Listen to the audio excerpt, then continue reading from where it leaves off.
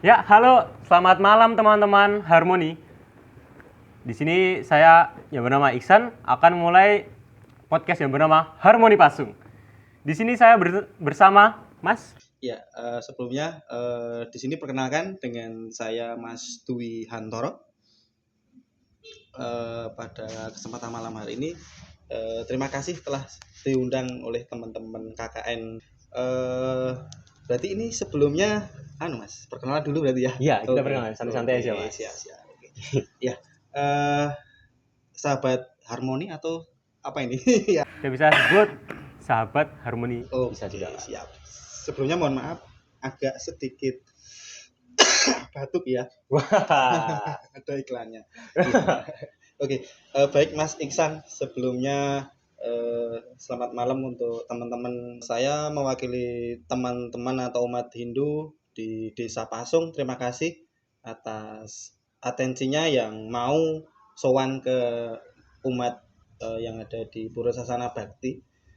Sebelumnya saya memperkenalkan dulu Mas Iksan dan teman-teman bahwasanya Pura Sasana Bakti ini terletak di Dukuh Karangan, Desa Pasung, Kecamatan Wedi, Kabupaten Klaten. Bahwasanya Pura Sasana Bakti ini punya penyungsung. Nah, mungkin kalau teman-teman sahabat Harmoni, penyungsung itu apa toh ya?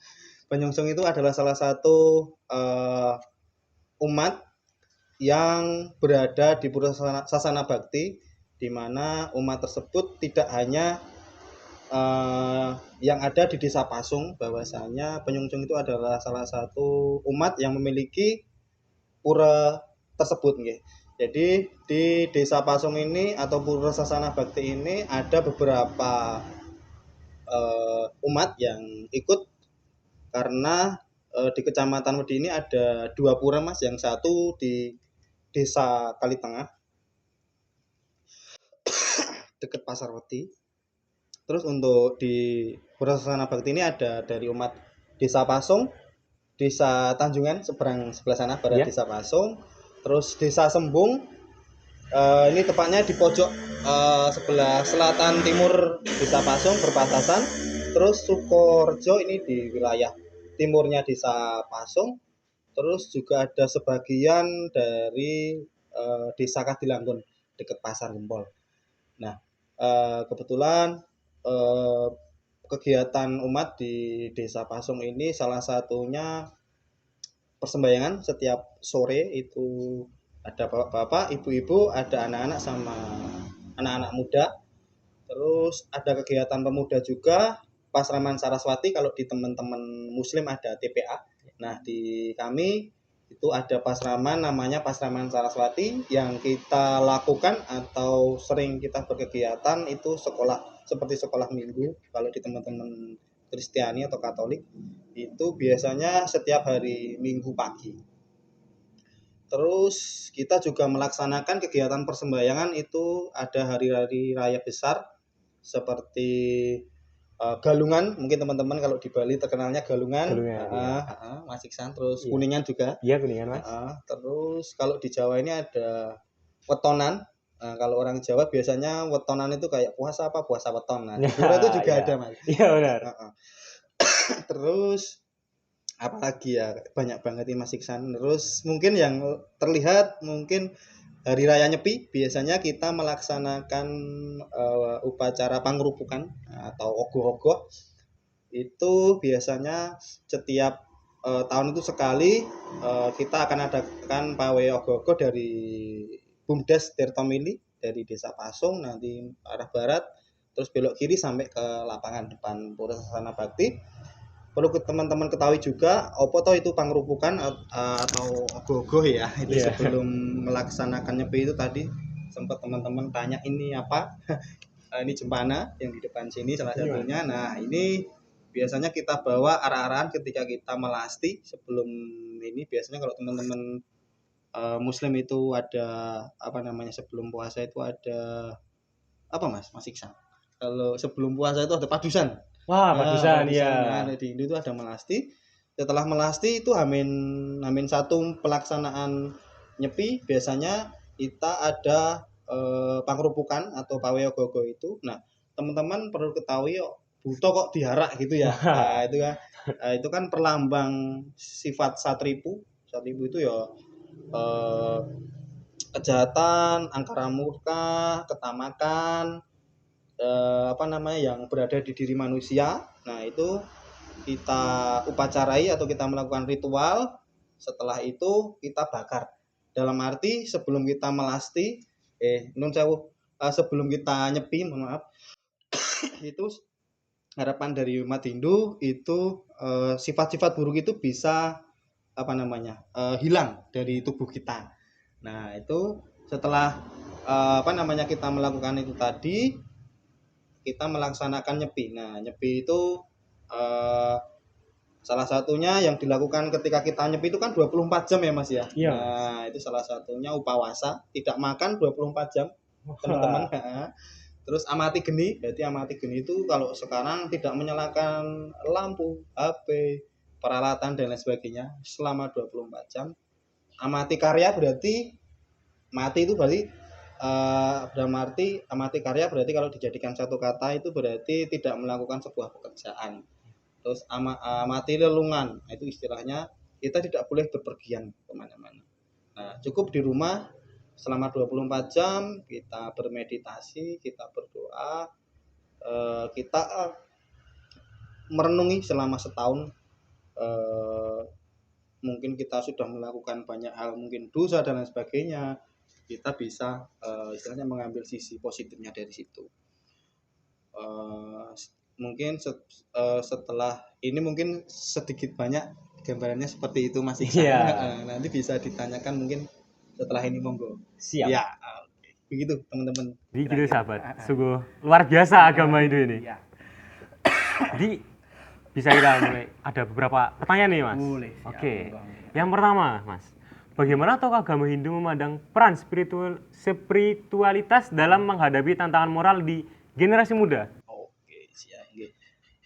Mungkin untuk peran spiritual guys, Ya. untuk generasi muda ya tadi Mas. Iya, Mas. Mungkin untuk peran sebagai generasi muda, untuk spiritual itu kan berarti kita apa namanya agama ya. Mungkin di era modernisasi atau global ini kan banyak tantangan yang cukup luar biasa. Ya. Ada dampak positif dan negatifnya. Ya, positifnya apa namanya informasi dan segala apa ya hal-hal digital itu sekarang kan luar biasa ya. Wah, iya. Tapi serangannya ya non sewu banyak banget gitu ya Mas ya. Nah, itu salah satunya kalau kita tidak bisa memanage kita ketika melihat berita atau isu atau apa, kalau kita tidak tanggapi dengan apa namanya, dengan kita imbangi, dengan kita controlling dengan nilai-nilai agama, itu pastinya sangat bisa membuat generasi muda itu akan terjerumus gitu. Nah, jadi peran spiritual atau agama untuk generasi muda ini sangat penting dan relevan untuk kita lakukan untuk generasi. Sebagai tokoh selalu kita tak henti-hentinya memberikan apa namanya wejangan-wejangan sesuai dengan agama Hindu ya Mas ya. Ya. Itu sering kita lakukan di Pasraman, di kegiatan pemuda di Pura Sasana Bakti khususnya di Sapasung. Iya. Hebat sekali Mas. Iya, luar biasa ya Mas ya. Jadi kita terlebih lagi agama Hindu untuk tokoh-tokoh bisa mendampingi yang generasi muda gitu ya Mas. Harus Mas, pasti itu ya. Pasti. Bisa kita lanjutkan Mas? Ini Oke, siap. yang kedua, dalam konteks Indonesia yang multikultural, bagaimana tokoh agama Hindu melihat pentingnya dialog antar agama Mas? Oke, siap. Untuk Mas Iksan, untuk dialog atau dialek agama khususnya di Desa Pasung ini Ya. Dengan keumatan di Desa Pasung ini, kebetulan di Desa Pasung ini kan majemuk ya, ada yang paling banyak itu dari teman-teman Muslim, terus Hindu, Kristen, Katolik. Kalau Buddha belum ada. Nah, kebetulan tempat ini sudah menurut saya sudah luar biasa majemuknya. Terus untuk dialog atau kegiatan yang sering kita lakukan, salah satunya tadi di sebelum ini tadi sudah sempat cerita, Bahwasanya kita sering mengadakan kegiatan bersama itu adalah salah satu dialog ya Mas ya, maksudnya karena sering terjadi konflik atau sebuah perbedaan itu kan karena saking tidak taunya ya, itu bisa menjadikan miss atau semisalkan teman-teman ini Padma sana ini taunya kok Hindu itu memuja patung ya kan. Kalau orang nggak tahu kan ya jauh ya. Iya. Nah, ini kan ada makna filosofis kalau di dalam Hindu ini apa namanya, manusia itu saking keterbatasannya kita tidak bisa apa namanya, istilah kita ingin mendekatkan dengan Tuhan itu kita eh, apa namanya, karena keterbatasan pikiran dan lain sebagainya kita ingin biar lebih dekat dengan Tuhan itu kita mewujudkan ini sebagai istilahnya ini perlambang alam berbuah suah. Kalau di Hindu itu alam atas, tengah itu manusia, bawah itu alam takala dan lain sebagainya. Nah, seperti itu. Jadi untuk dialog itu sudah sering kita laksanakan, itu ada namanya hari kasih sayang Mas. Nah, itu teman-teman muda-mudi terus Pasraman itu sering mengadakan kegiatan anjang sana atau saling apa ya teman-teman muslim itu silaturahmi. Iya. Kegiatan bersama nanti biasanya ada permainan, terus ada tanya jawab soal agama, maksudnya agama dalam arti bertukar ilmu. Nah itu salah satu contoh bagaimana untuk arti pentingnya multikultural tadi Mas ya. Iya. Itu sebuah perbedaan ini harus dibungkus dengan harmoni istilahnya, karena hidup ini semisalkan cuman di dunia ini cuman pria saja hidup di dunia ini tinggal gitu Mas, nggak ada apa namanya perempuan gitu. Iya. itu kan hidup serasa hampa gitu Ya, seperti itu. Kosong, Karena benar sekali. Karena intinya untuk multikultural itu di Desa Pasong ini sudah kita jalankan, dan kebetulan pemuda dan umat itu sering berkolaborasi. Contoh kalau sholat Id itu dari teman-teman pemuda atau Jagabaya ini melakukan atau melaksanakan kegiatan pengamanan sholat Id di jalan raya ini sama di lapangan pengaturan lalu lintas. Itu kurang lebihnya. Apa pandangan Hindu tentang perkawinan beda agama dan bagaimana sebaiknya umat Hindu menyikapinya, Mas? Oke, ya. Ini mungkin isu yang berkembang Wah. belum lama ini masih Iya. maksudnya masih anget-angetin. Nah, itu, Mas. Iya. Baik, Mas Isan, mungkin kalau dari Hindu untuk pernikahan beda agama ini dari PHDI atau Parisada Hindu Indonesia di pusat Jakarta sana pusatnya, itu bahwasanya itu kalau di Muslim apa ya Kak? Kayak MUI ya apa ya Ya. itu kalau nggak salah. Nah itu kalau di Hindu namanya PHDI teman-teman. Nah itu lembaga yang menaungi Hindu bahwasanya payung hukumnya di situ di Hindu itu. Nah salah satunya kalau untuk pernikahan beda agama ini menurut dan yang dianjurkan dari PHDI ini memang tidak non sabu tidak setuju. Iya, karena nanti ada dampak negatifnya ya maksudnya. Nah, karena dalam Hindu itu kalau dalam pernikahan itu ada 3 upasaksi. Upasaksi itu saksi ya teman-teman, yang kalau di Muslim mungkin apa namanya ketika kita nikah cukup berhadapan, maksudnya cuman sesama apa ya, apa itu Mas? Mempelai sama apa itu namanya? Penghulu. Ya, penghulu. Penghulu. Tenang Mas. Sempat lupa juga saya, Mas. Masih lama. Iya. Oke. Nah, kalau di Hindu itu ada upasaksi, maksudnya saksinya itu ada 3. Satu, ini dalam beda ya Mas ya? Iya, Mas. Itu saksinya Ida Sang Yang Widewasa atau Tuhan Yang Maha Esa.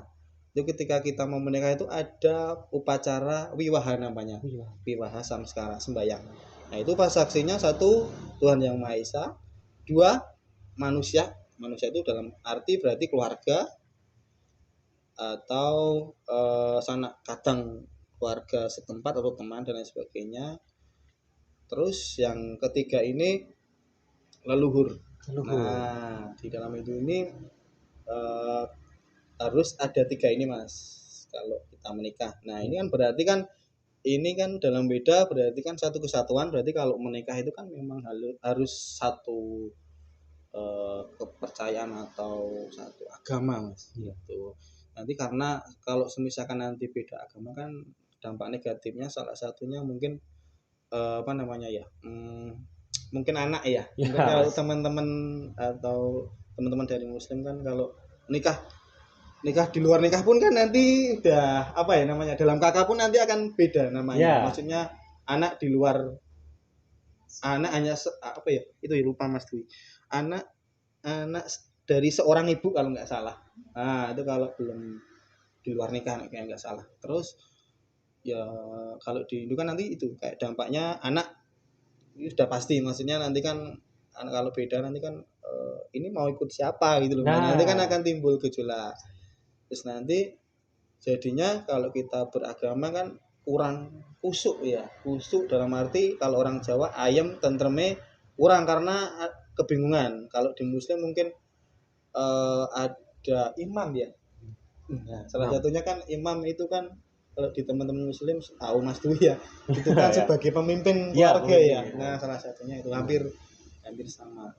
Ya, istilahnya kalau dalam Hindu untuk pernikahan beda agama ini dari PHDI terus dari umat Hindu tersendiri itu dari pribadi Mas Dwi kurang setuju. Setuju, Seperti Mas. itu.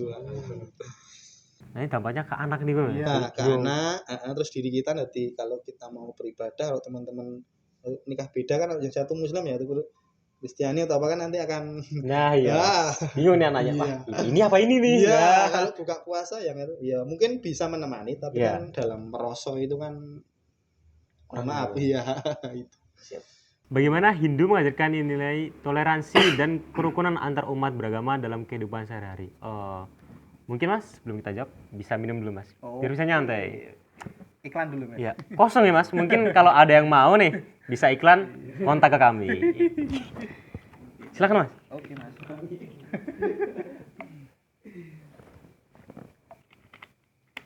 Jelas. Mantap. FYI juga nih teman-teman.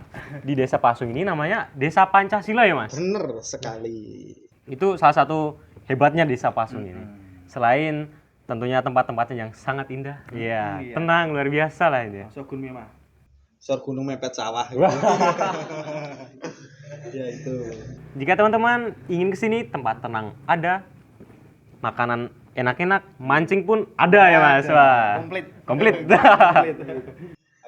Paket wisata religi juga boleh, mau ke masjid boleh, Wow. bisa ke gereja atau mau ke pura juga boleh. Oke. Ya.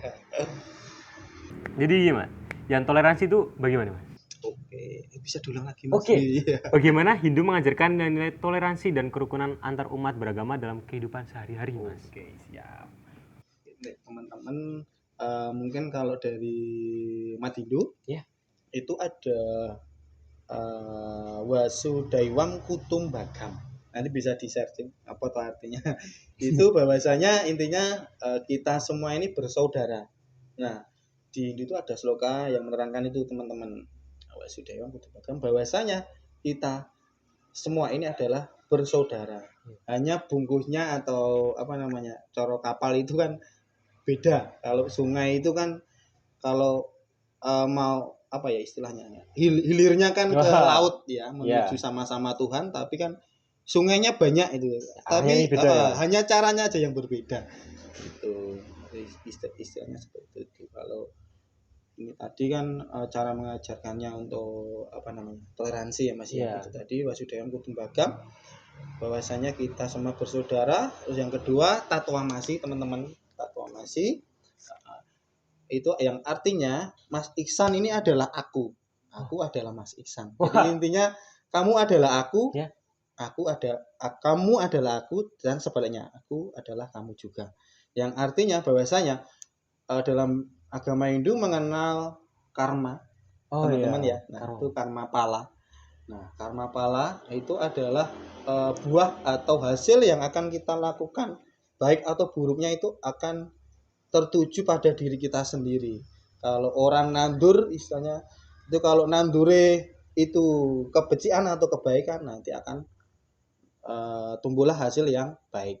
Kalau kosok baliknya atau sebaliknya, kalau nanti yang ditandur itu keburukan, kedengkian, nanti otomatis akan membuahkan hasil yang seperti apa yang tadi, buruk ya buruk, baik yang baik, seperti itu Mas Iksan.